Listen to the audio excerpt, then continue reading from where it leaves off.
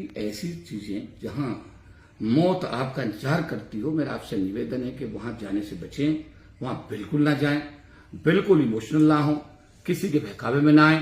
आप मजदूरी करते हैं तो आपका परिवार चलता है, आप मिट्टी डालते हैं, ईंट उठाते हैं तो आपका परिवार चलता है। ना कोई नेता, कोई ना राजनेता, ना कोई उद्योगपति, ना कोई सरकार की नौकरी में काम करने वाला आदमी क्या आपको कोई 5 पैसे देता है?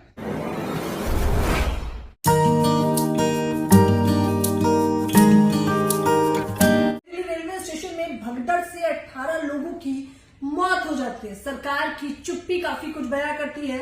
रेल मंत्री से तो इस्तीफे तक की मांग की जा रही है। सोशल मीडिया पर लगातार रेल मंत्री इस्तीफा दो ट्रेंड कर रहा है। मुझे लगता है कि इस विषय पर चर्चाएं तो तमाम लोगों ने करी होंगी, लेकिन इस वक्त जो हमारे साथ मौजूद है केपी चौधरी, सीधे हम अपनी प्रतिक्रिया जानना चाहेंगे। सर, कैसे देख रहे हैं पहले महाकुंभ की भगदड़, फिर वो मामला ठंडा भी नहीं होता कि इससे पहले नई दिल्ली रेलवे स्टेशन। देखिए, इस देश का पूरा सिस्टम जो है, मैं कहूंगा, जो मैं महसूस कर रहा हूं कि पूरी तरीके से एक होता है कि भावना का एक मामला होता है, इमोशंस का मामला होता है। बात है तो हम ये देखते जा रहे हैं जैसे कि हमारा गुजरात में चुनाव था और उस नदी का पुल टूटने के बाद सैकड़ों लोग नदी में डूब गए, बहुत सारे लोगों की मौत हो गई। और अगर हम क्रिया प्रतिक्रिया की बात करें तो प्रतिक्रिया ये रही कि वहां जो सत्तारूढ़ पार्टी थी वो और बड़े बहुमत के साथ जीत करके आई। अब अगर हम कुंभ भगदड़ की बात करते हैं तो कुंभ भगदड़ में भी हम ये देख रहे हैं, या दिल्ली वाले, या इससे पहले हम पुलवामा की घटना की बात करते हैं। आज भी मैंने देखा, कल भी लोगों ने अखबारों में उसमें लिखा, सोशल मीडिया पे, कि वो बारूद कहां से आया। आज तक कोई जांच ही नहीं हुई, कोई पता ही नहीं कि कहां से बारूद आया। अब जो परिवार के लोग पुलवामा में मर गए, जो लोग भगदड़ में मर गए, जो आपके गुजरात में पुल टूटने से, नदी का जो पुल था उसके टूटने से मर गए, या कोई नई दिल्ली स्टेशन में मर गए, तो मुझे लगता है इस देश के एक गरीब आदमी की, साधन विहीन आदमी की डेस्टिनी इस देश में यही है।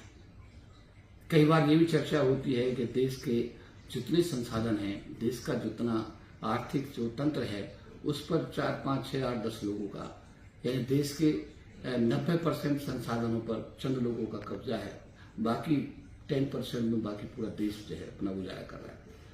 तो मेरा ये मानना है कि ये जो व्यवस्था है, ये व्यवस्था निश्चित रूप से पीड़ादायक है। और जब भी कोई मौत होती है, जब भी किसी परिवार का कोई आदमी जाता है, तो मुझे लगता है कि उस परिवार से अगर पूछा जाए, उसके दिल से पूछा जाए कि भाई क्या हुआ है, क्योंकि एक आदमी नहीं जाता है, वो पूरा परिवार ही, अगर देखें हमारा जो सामाजिक संरचना है, जो स्ट्रक्चर है, सोशल स्ट्रक्चर, उसमें पूरा परिवार प्रभावित होता है। तो इस सिचुएशन में जो रेल की व्यवस्था, अव्यवस्था, प्रबंधन की अव्यवस्था, या आपके क्या नाम है, जो आपका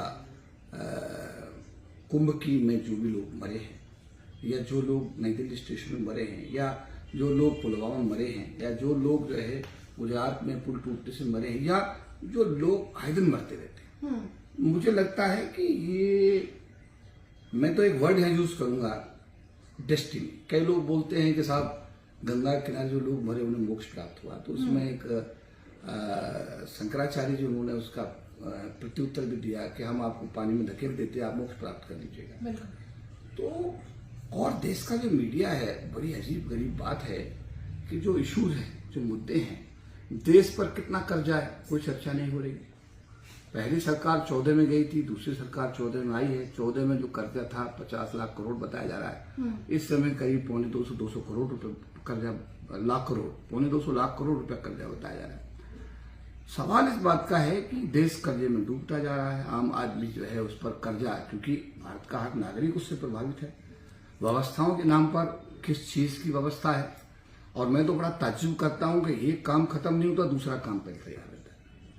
अभी वृंदावन का शुरू हो गया, अभी तो कुंभ का काम बंद भी नहीं हुआ है, अभी वृंदावन शुरू हो गया है। सुनिए बात, कल परसों वो था, क्या कहते हैं वो, वैलेंटाइन डे था कल परसों, जो है मैंने देखा, तो उस पर भी काफी लोगों का, मतलब सब चीज खर्चे पे टिकी होती है, खरीदारी पे टिकी होती है।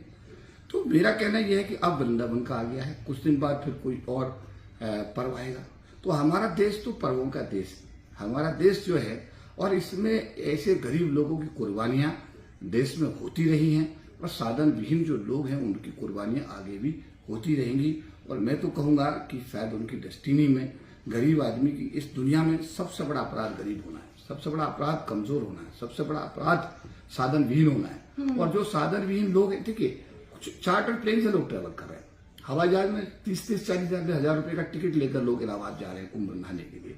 साधन है उनके पास, उनको भीड़ से कोई मतलब नहीं, उनको ट्रेन से कोई मतलब नहीं। ट्रेन में कौन जा रहा है? गरीब आदमी, मध्यम वर्ग का, निम्न मध्यम वर्ग का आदमी जो है वो जा रहा है। बात है। तो मुझे ये जानना है, क्योंकि आप एक पद पे हैं और आपके एक एक शब्द मायने रखते हैं, तो क्या सवाल वही है कि गलती आखिरकार किसकी? क्या जनता की गलती है, रेल मंत्री की गलती है, रेल अधिकारियों की गलती है, गलती किसकी? देखिए, ये जो सवाल आपका है, ये सवाल बड़ा, मैं कहूंगा कि बड़ा इसका पेचीदा सवाल आपने किया है। गलती उसकी जो सफर है इस देश में। कभी आज तक मैं कहता हूं पुलवामा की जिम्मेदारी तय हुई क्या? किसकी गलती से हुआ आरडीएक्स आया, किसकी गलती से वो जो जवान मरे, आज तक कोई जिम्मेदारी तय हुई है? जो वो पुल टूटा था गुजरात के अंदर, उसमें लोग मरे थे, कोई जिम्मेदारी तय हुई किसी की आज तक? जो भगदड़ हुई इसमें क्या नाम है कुंभ में, कोई जिम्मेदारी तय है किसी की? या जो नई दिल्ली स्टेशन पे हुआ उसकी कोई जिम्मेदारी तय? या कोई जिम्मेदारी किसी की तय नहीं होती है। जो मर गया वो मर गया, जो बच गया तो बच गया, जो गरीब रह गया वो गरीब रह गया, अभिशाप उसको अभिशाप मिला, जो साधन संपन्न हो गया वो उसको इन सब चीजों से किसी प्रकार का कोई लेना देना नहीं। तो ये जो आप कह रहे हैं कि इसकी जिम्मेदारी तय कहां कौन करेगा और जिम्मेदारी किस पर तय होगी? जो चला गया वो तो वापस आता नहीं। जो पुलवामा में लोग मरे वो वापस थोड़ी आएंगे। जो लोग आपके गुजरात में मर गए नदी में डूब करके वो वापस थोड़ी आएंगे। जो लोग कुंभ में मर गए वो वापस थोड़ी आएंगे, वो तो मर गए, उनका परिवार सफर करेगा। तो ये जिम्मेदारी जो आप कह रहे हैं कि जिम्मेदारी तय, जिम्मेदारी कौन जिम्मेदारी ले रहा है? भाई आप देखिए, मीडिया ये कहेगा, मैंने खुद मीडिया को देखा कि जब गुजरात में लोग मरे तो लोगों गुजरात मीडिया ने कहा कि उसकी स्ट्रेंथ नहीं थी इतनी, लोग जाकर चढ़कर उस पर नाचने लगे, लोगों की गलती से पुल टूटा। मैंने सुना है, बिल्कुल, ये मुझे लगा एकदम मैंने सुना। तो मीडिया इस देश का इतना महान मीडिया मैं कह सकता हूं, समझिए बात आप। अब आप कह रहे हैं कि वो तो कहेगा, मीडिया कहेगा कि लोगों की गलती है। जो अनाउंसमेंट हुआ, जिस प्लेटफॉर्म पर लोग खड़े हुए थे, जब ट्रेन के चेंज होने का अनाउंसमेंट हुआ कि ट्रेन इस प्लेटफॉर्म की बजाय इस प्लेटफॉर्म पर आ रही है, तो बट नेचुरल लोगों को अपने आप को शिफ्ट करना था। शिफ्ट करने में भगदड़ हुई, भगदड़ होने में लोग मरे, जो कड़वा सच है। अब इसमें रेल मंत्री जिम्मेदार है या वहां का जीएम जिम्मेदार है, वहां का जो रेलवे के अधिकारी जिम्मेदार हैं, वहां की व्यवस्था जिम्मेदार है, भाटा मिलिट्री में भी। बट ऐसा है, जिम्मेदार तो कोई ना कोई जिम्मेदारी तो किसी की फिक्स होनी चाहिए। लेकिन मेरा ऐसा मानना है कि जिम्मेदारी जो फिक्स होगी उन गरीबों की ही फिक्स होगी कि वो लोग ना भागते, ना भगदड़ करते, ना वो मरते। जैसा मैंने आपको बताया गुजरात के वो मोरबी क्या पुल था, क्या मोरबी पुल वाले मामले में, उसमें भी यही हुआ था कि लोगों की गलती थी। वो नाच रहे थे, पुल पर गा रहे थे, पुल को हिला रहे थे, पुल तो तब टूटा, उन्होंने तोड़ा है, ये कहा गया। और ये भी भगदड़ वाला, और ये जो आपका अभी आपको जो कुंभ वाली जो बात आप कर रहे हैं, कुंभ में भी यही है, लोगों की गलती, प्रशासन की कोई गलती नहीं, किसी की कोई अधिकारी गलती नहीं, लोगों की गलती है, जो मरे उनकी गलती है। लेकिन प्रचार प्रसार तो इस प्रकार से किया गया था कि 100 करोड़ लोगों तक की व्यवस्था है, आएंगे 40 करोड़ ही, तो क्या ये छलावा नहीं था जनता के साथ? देखिए, ये जो बात आप कह रहे हैं छलावा, मैं ये कह रहा हूं आपको कि गरीब आदमी अपने घर से निकलता है, दिन भर वो मजदूरी करता है, दिन भर काम करता है, उसकी घरवाली भी उसके साथ मिलकर काम करती है, शाम को फिर वो अपनी झुग्गी में जाते हैं, जाकर के वो खाना बनाती है, फिर वो खाना खा करके दोनों सो जाते हैं, सुबह को फिर यही उनकी दिनचर्या होती है। उनका जो घर चल रहा है वो उन दोनों मियाँ बीवी के जो वो दिन भर ईंट ढोते हैं, मलबा ढोते हैं, मिट्टी डालते हैं, आप सुनिए बात, उससे उनका घर चलता है। सरकार का उनके लिए क्या जिम्मेदारी? क्वेश्चन ये, सरकार की कोई जिम्मेदारी है क्या? अगर आप सुबह लड़की होने के नाते अपने घर से निकलती हो और शाम को वापस सही सलामत अपने घर पहुंचती हो, तो ये आपकी उपलब्धि है, सरकार की नहीं है। क्योंकि सरकार की कोई जिम्मेदारी है ही नहीं। कोई मर रहा है तो मर जाए, इसके साथ रेप हो रहा हो जाए। आए दिन लड़कियों के साथ रेप नहीं हो रहे क्या? मैं जिस समाज से आता हूँ, अनुसूचित जाति जनजाति समाज से आता हूँ, मेरी समाज की बेटियों के साथ तो रोज रेप करके उसी की चुन्नी से गला घोट करके, उसको मार करके, उसी की चुन्नी से पेड़ पे टांग करके पुलिस अधिकारी आते हैं और उसको सुसाइड केस करके फाइल बंद कर देते हैं। मेरे समाज के साथ तो अक्सर रोज ही होता है, जिस समाज से मैं आता हूँ। तो ऐसा है कि सरकार की जहां तक बात है, सरकार की कोई जिम्मेदारी नहीं किसी प्रकार की।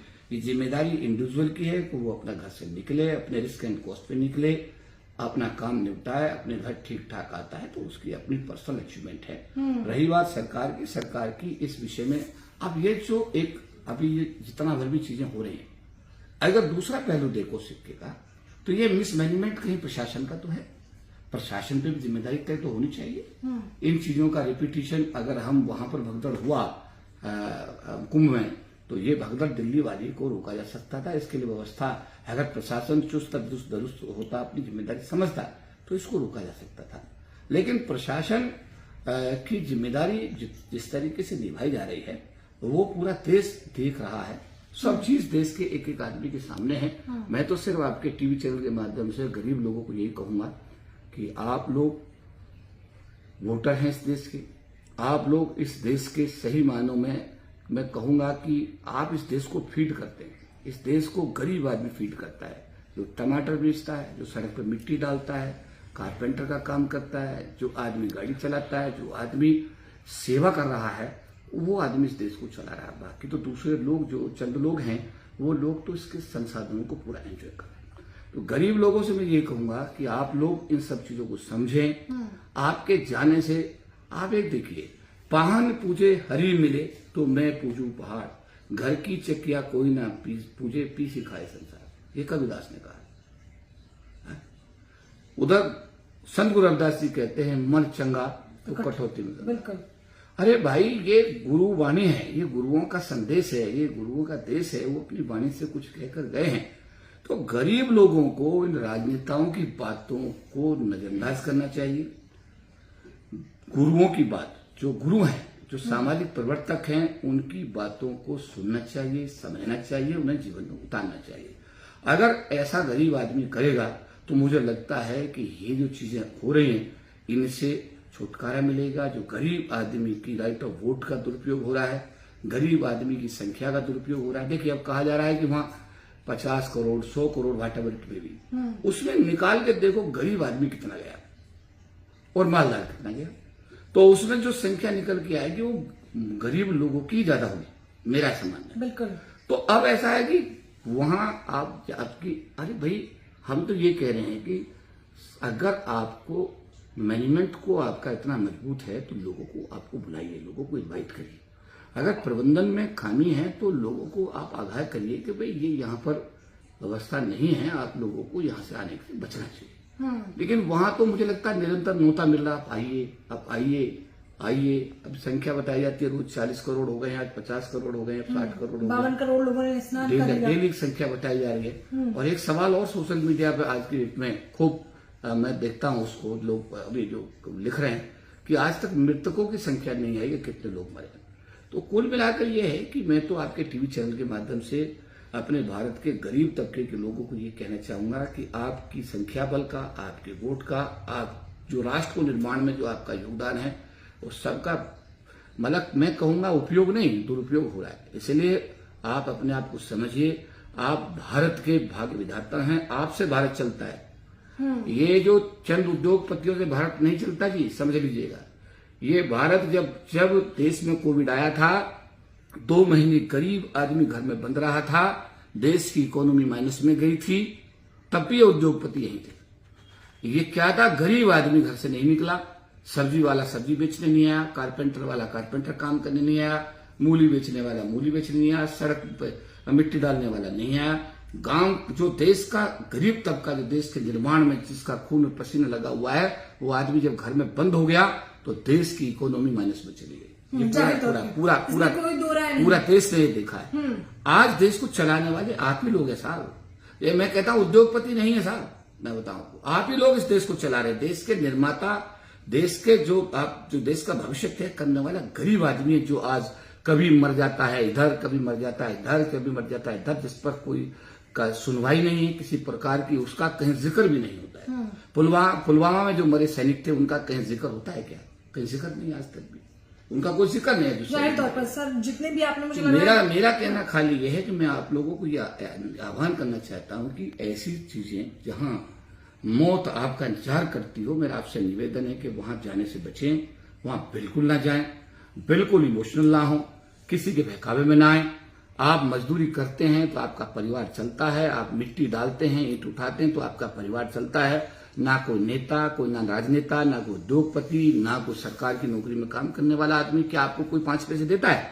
उसका जवाब नहीं। तो आपको अपने भविष्य खुद तय करना चाहिए, अपनी दिशा खुद तय करनी चाहिए। और ऐसी चीज जहां मौत का तांडव और मौत आपका इंतजार कर रही हो, मेरा आपसे कहना है कि उससे आपको बचना चाहिए।